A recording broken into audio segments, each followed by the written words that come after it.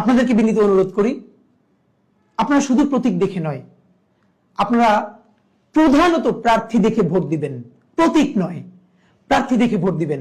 আপনার এলাকায় কারা নির্বাচন করছেন আপনি সবার প্রোফাইল নিয়ে একটু ঘাটুন। বিএনপির কে, জামাতের কে, এনসিপির কে, স্বতন্ত্রকে, সবার উপর একটু আধা ঘন্টা সময় দিন।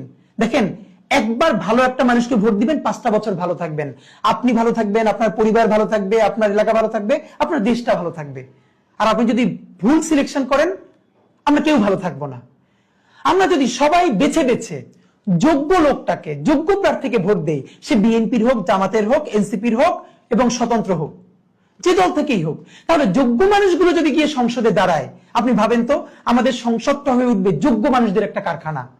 তুমুল ঝগড়া হবে, বিতর্ক হবে যোগ্য মানুষদের সাথে পলিসি নিয়ে। সেখানে কেউ যাত্রা করবে না, আর কেউ গান গাইবে না জনগণের পয়সায়, সংসদে নাটক করবে না, যাত্রাপালা করবে না।